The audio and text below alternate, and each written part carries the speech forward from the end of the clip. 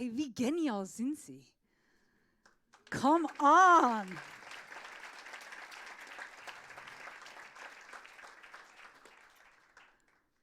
Ich habe gedacht, hey, ich will nicht predigen, ich will einfach weiter Lobpreis machen. Was soll man machen? Ihr seid gemein. Gewisse Leute haben gesagt, ja. Ich weiß nicht, wieso habe ich die Frage gestellt. Wir reden so viel über Weihnachten und wir kennen so viel Geschichte von der Weihnachten. Ob du gläubig bist oder nicht, ob du in die Kirche gehst oder nicht, ob du an Jesus glaubst oder nicht, du weißt die Geschichte von der Weihnachten, oder?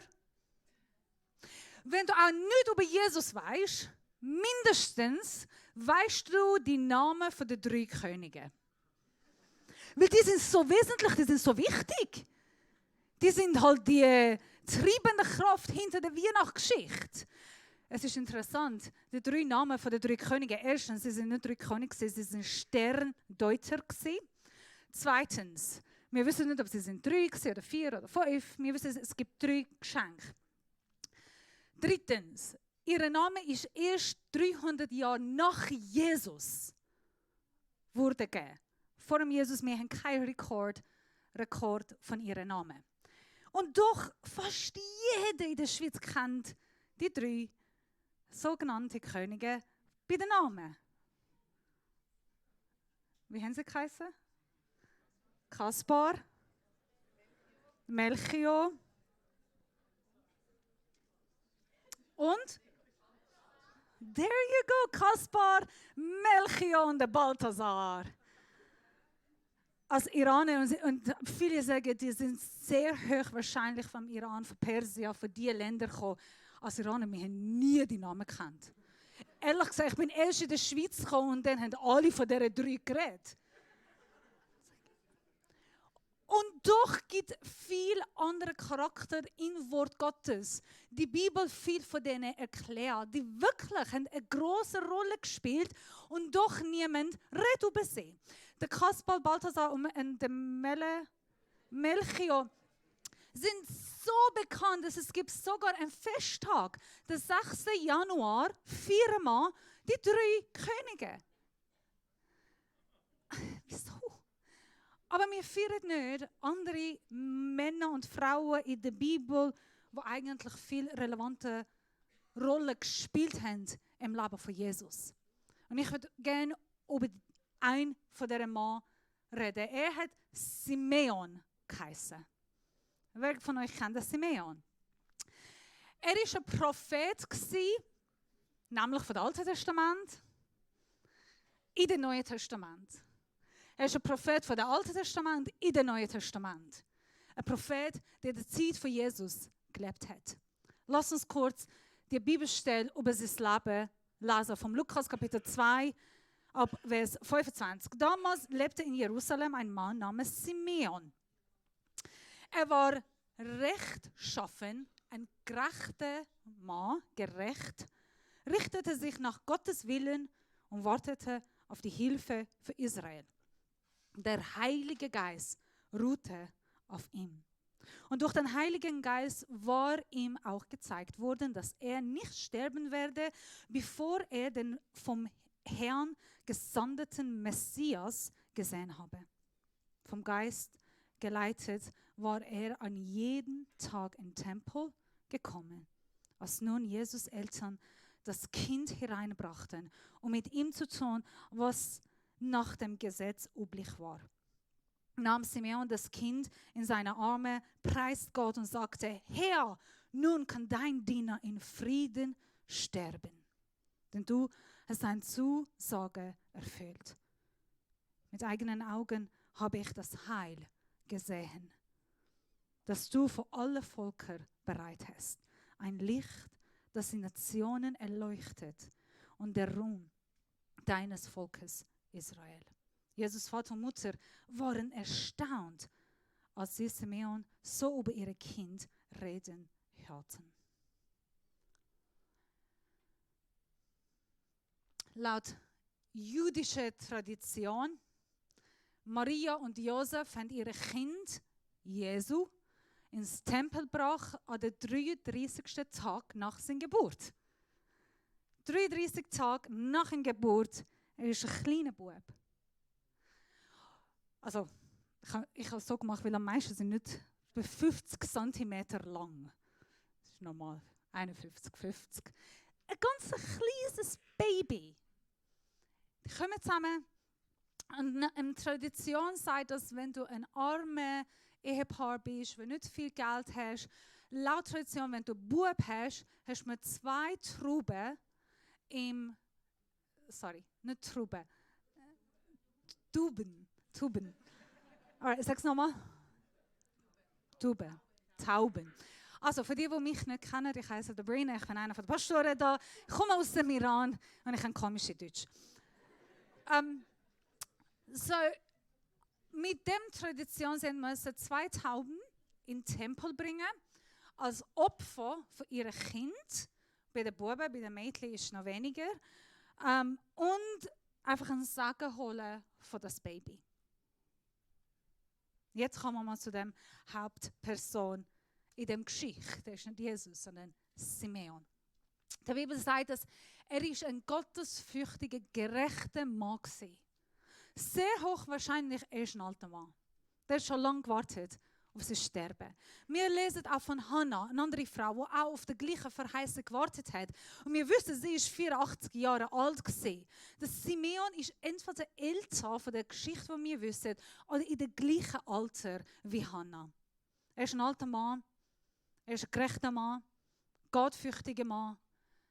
Ein Mann, der Heilige Geist auf ihn ruht.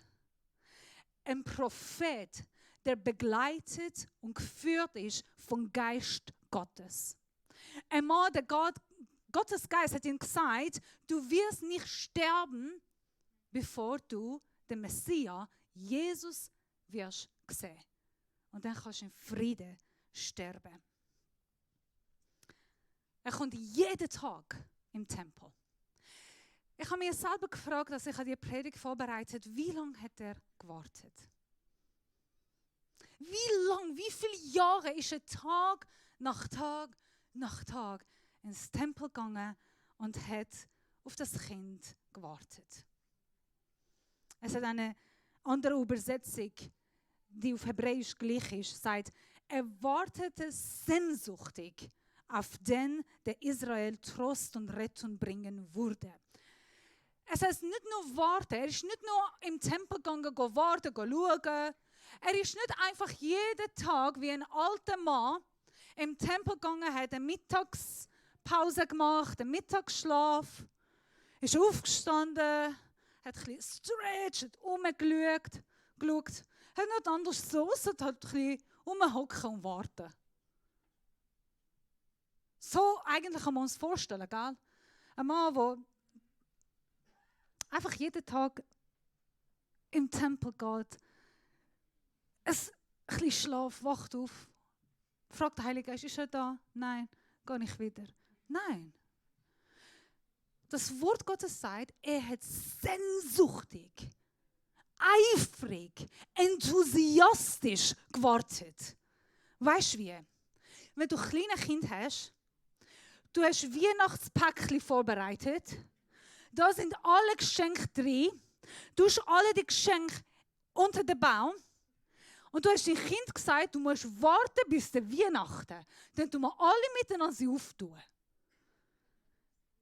Das ist gemein. 24 Tage. Mach das nie, weil die gehen auf die Nerven. Oder, wie ich und mein Bruder haben das immer gemacht, wir haben alle aufgetan, während der Nacht, dass meine Eltern geschlafen haben, haben wir gesehen, was es gegeben hat, sind wir enttäuscht zum Teil. Sorry, das habe ich nicht sagen. Das hat es nicht verstanden. Und dann, wir haben dann bis Weihnachten gekämpft, weil er hat schönere Handschuhe und ich habe den hässlichen Handschuhe. Und wir haben gekämpft, wer tut welche Handschuhe. Und am Weihnachtstag haben wir aufgetan, wir haben schon gewusst, was da drin ist. Und irgendwann haben meine Eltern herausgefunden und sie haben die falschen Weihnachtsgeschenke reingetan. Und ich sehe mir, sie ist so enttäuscht. Ich weiss, ich habe noch brüllt, als ich habe sie gesehen. Aber an der Weihnachten haben sie die richtigen. Und das ist so Freude da gewesen. Aber stell dir vor, als ein Kind, wo enthusiastisch auf ein Weihnachtsgeschenk wartet. Und jeden Tag kommt er, Mami, kann ich schauen? Mami, kann ich das auftun? Mami, was gibt es da? Es geht auf Nerven. Er ist auf den Geist Gottes Nerven gegangen. Glaub mir. Es geht nicht nur um ein Weihnachtsgeschenk bei ihm. Es geht um König, Retter, Heiler von Israel. Aber nicht nur Israel, er sagt nachher, von allen Nationen in der Welt. Er wartet auf das Messias, Jesus, der jede Israel, jede Jungfrau hat auf das gewartet. Er wartet auf das verheißige Versprechen von Gott, der schon an Mose gegeben hat. Und nachher Abraham, Moses, Jakob, Israel, bis zum Simeon. Und Simeon weiß, ob es der ganze Israel hat sehnsuchtig nach dem gewartet. Er geht nicht passiv, er hockt nicht auf den Stuhl und schaut um. Nein, es geht um Retter von Israel, die Rettung von der Welt, die kommt. Weißt du, wie wartet er? Er geht überall erzählen. Er geht überall anschauen. Er hat Freude, wie ein Kind, wie eine hochschwangere Mutter, die auf das Geburt von ihrem Kind wartet. Er wartet und erzählt jeder. Weißt du, was er ist ein Prophet. Weißt du, was Geist Gottes hat mir gesagt? Jesus kommt, der Messias kommt. Er erzählt von dem überall. Das Wort warten auf Deutsch ist sehr langweilig und ist sehr passiv.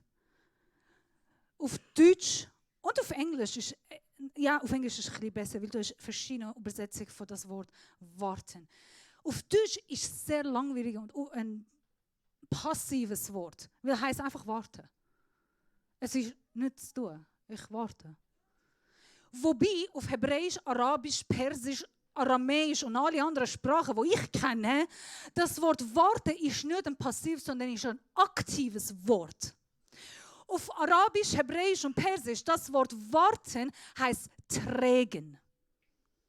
Trägen. Mitnehmen. Oh, sorry, tragen. Ich kann nur schauen, ob ihr wirklich hört. Hey, so gut sind ihr. Das Wort auf unserer Sprache ist tragen.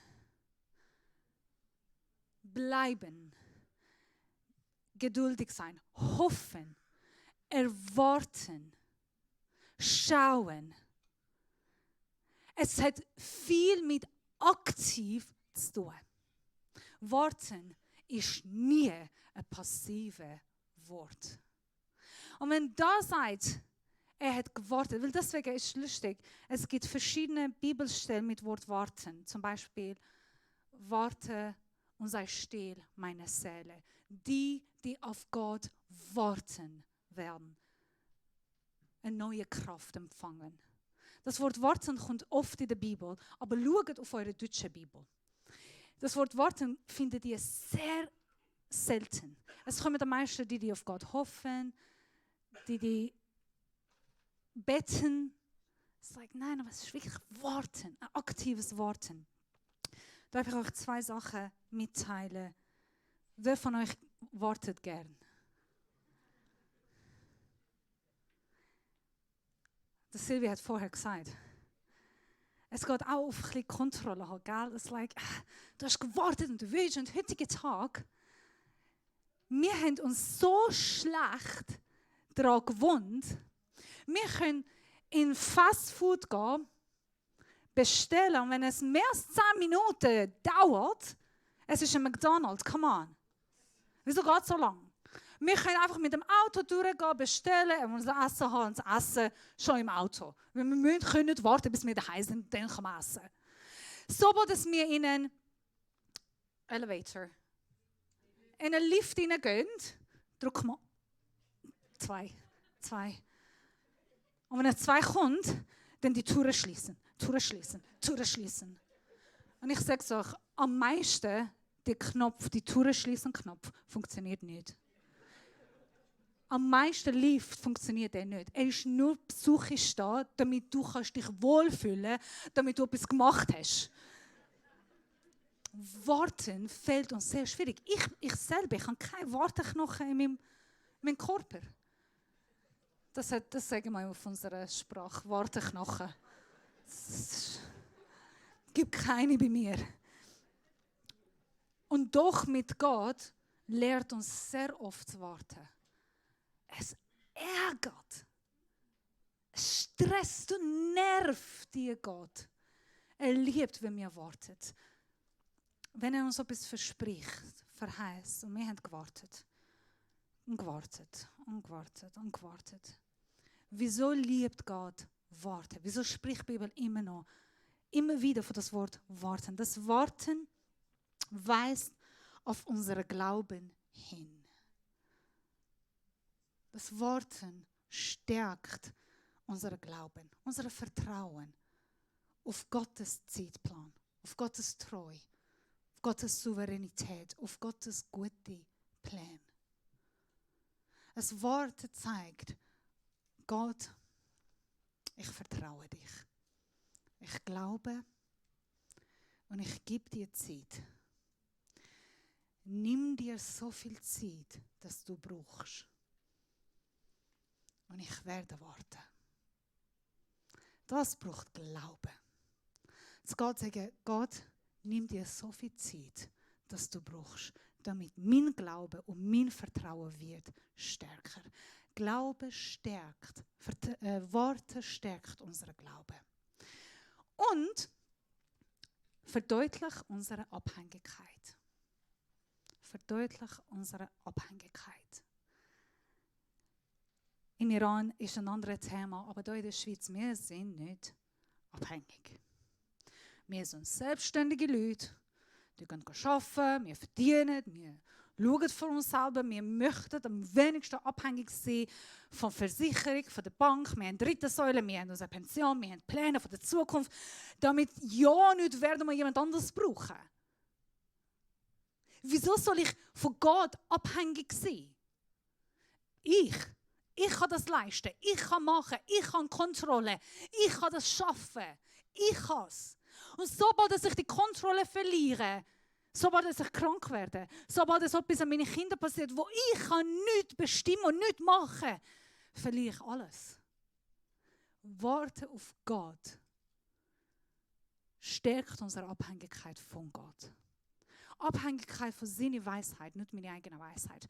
Abhängigkeit von seiner Leitung, seiner Führung, seine Unterweisung, seine Stärkung, seine Ratschlag, seine Hilfe, seine Time, seine Zeit. Wenn ich alles selber leisten, wieso brauche ich Gott? Und weißt du was? Wir können das noch selber leisten. Wir können probieren.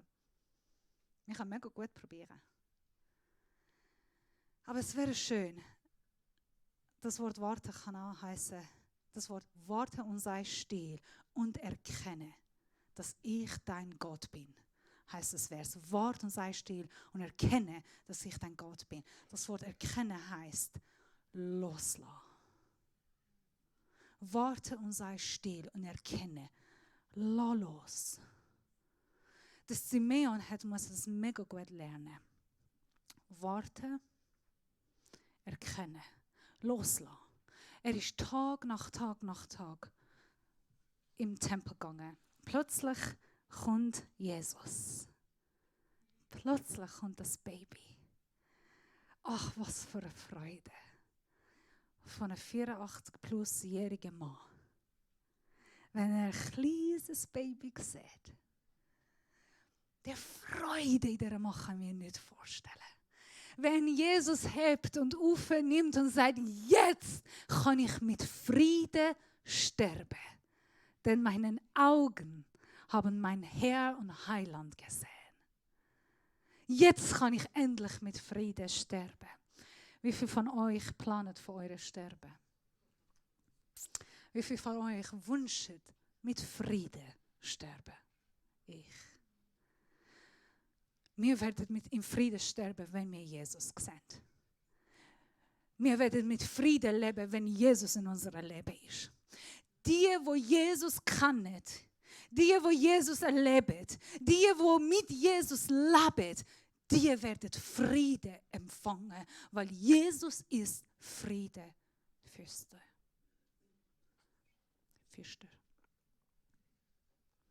Er ist der Friede. Wer von euch sucht Frieden für diese Weihnachten? Wer von euch sagt, hey, ich werde Ruhe und Frieden brauchen in meinem Leben? Simeon sagt, jetzt kann ich mit Frieden sterben.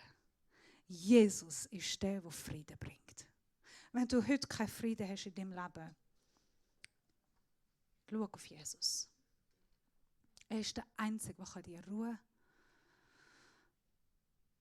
Gelassenheit und Frieden schenken kann.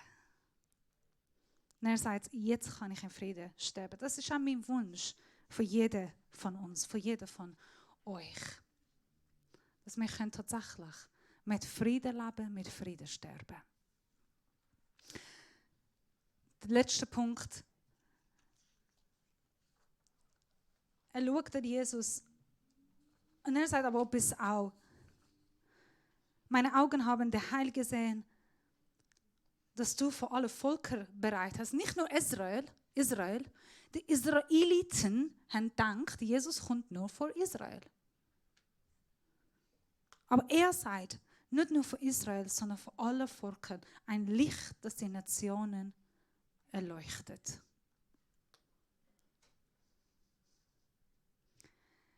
Dieser Mann ist ein Prophet vom Alten Testament. Darf ich die Bibelstelle von Jesaja 49 haben?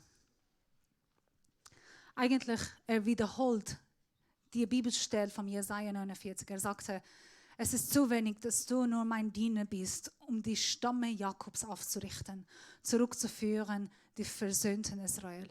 Ich habe dich auch zum Licht der Nationen gemacht, dass mein Heil das Ende der Erde erreicht. Er wiederholt die Bibelstelle vom Alten Testament.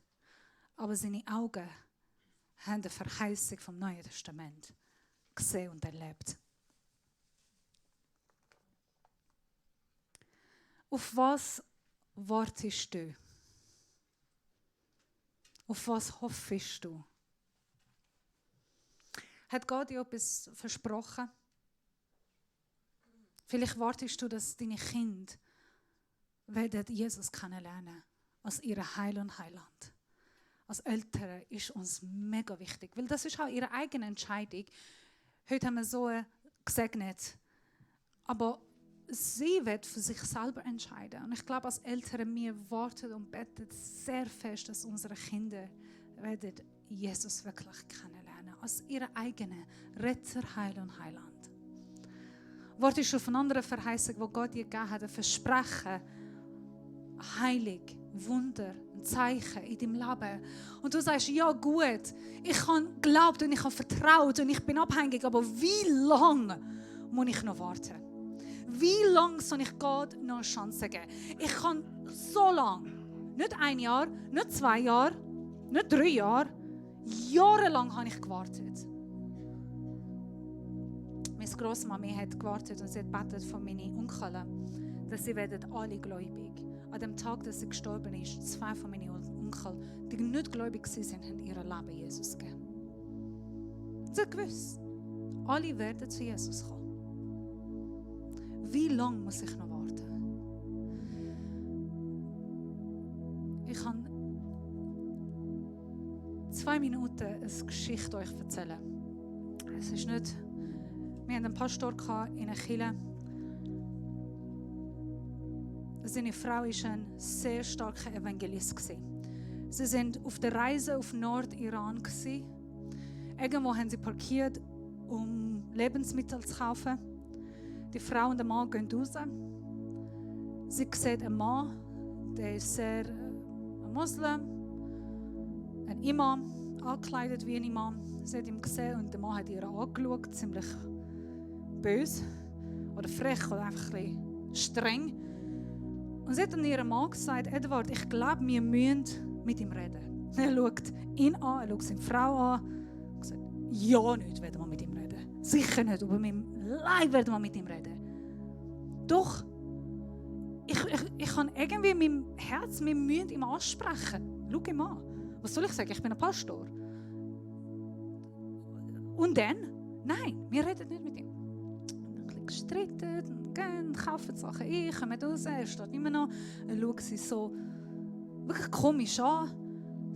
Edward, nein, gehen. Okay, wir sind weitergegangen, sitzen im Auto, fahren los. Die Frau sagt an ihrem Mann, weißt du was? Ja, wenn wir im Himmel kommen und Jesus mir fragt, wieso hast du mit diesem Mann nicht geredet? Ich würde sagen, mein Mann.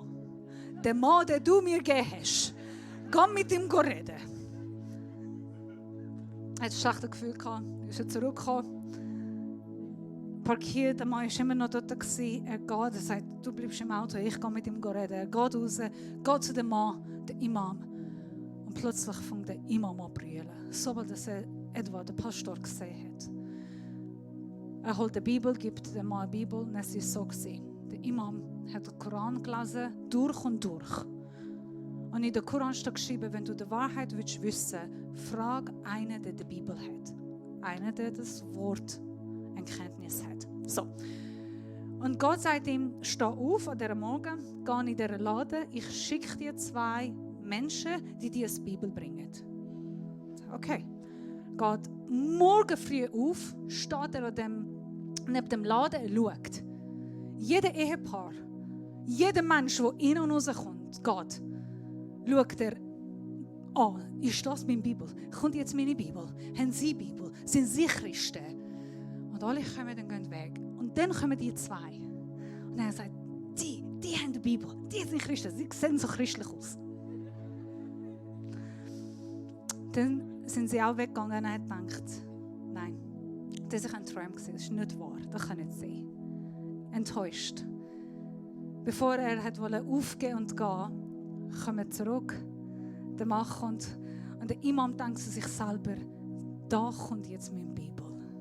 Und tatsächlich, er durfte die Bibel haben und die Bibel lesen und sein Leben Jesus geben. Ich weiss es nicht, wie lange du bist am Warten, vielleicht 40 Jahre, 50 Jahre auf eine Verheißung, auf ein Versprechen, auf ein Gebet, auf einen Wunsch, den du sehr an Gott hast. Und fragst du dich, was soll ich jetzt machen? Wir werden miteinander beten. Ein Gebet vom Glauben, Vertrauen, ein Gebet von Abhängigkeit. Eins weiss ich, Gott ist ein treuer Gott. Sein Wort ist Ja und Amen. Er ist kein Lügner, er steht auf sein Wort. Und wir vertrauen, das, was er sagt, ist die Wahrheit. Er ist ein lebendiger, mächtiger Gott, der wirkt in unserem Leben. Und wenn du auf etwas wartest, gib ihm Raum, Glauben und Vertrauen. Wenn du einverstanden bist, lass uns alle miteinander dieses Gebet beten.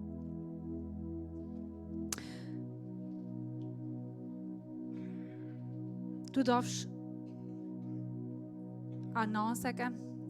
Ich werde langsam beten. Du darfst die Worte auch gleich mit mir beten. Laut oder leislich, wie du willst. Herr, ich gebe dir meine volle Aufmerksamkeit. Ich demutige mich in deinen Gegenwart. Ich vertraue und ich glaube an deine Verheißungen und Versprechen, dass du, dein Wort ist Ja und Amen und Wahrheit. Herr, nimm dir so viel Zeit, wie du willst. Ich werde still sein vor dir. Ich werde glauben. Ich werde warten. Ich werde dich anbeten, denn du bist würdig. Ich werde im Glauben und in Abhängigkeit darauf warten, dass du mir die Antwort oder Verheißung gibst, die ich erhalten und hören muss. Amen. Wenn du da bist und du hast noch nicht die Jesus als deinen Herr, Heiland und Retter kennt. Du kennst von Jesus, du kennst von den 3 Königen, du kennst jetzt von den Simeon mehr. aber du kennst Jesus noch nicht persönlich. Als ein Gott, der rettet, der Wunder wirkt. Lass ich mir dir das sagen, er ist da unter uns. Er ist hier, um dich zu berühren. Wenn du möchtest Jesus als deine Friede und als Ruhe empfangen, dann darfst du dieses Gebet mit mir beten. Wenn du nach dieser Friede suchst in deinem Leben, schließ deine Augen, bete dieses Gebet mit mir. Jesus, ich nehme dich als meine Herr und Heiland. Ich will dich besser kennenlernen, spüren, sehen und erkennen. Ich will dich neu kennenlernen, wer du bist. Und ich brauche Frieden und Ruhe in meinem Leben. Jesus, komm in meinem Herz. Schenk du mir Frieden, Freude, Trost und Glauben. Hilf mir, dich zu sehen, hören und spüren als mein Heiland und mein Retter. Amen. Lass uns jetzt in Lobpreis miteinander aufstehen.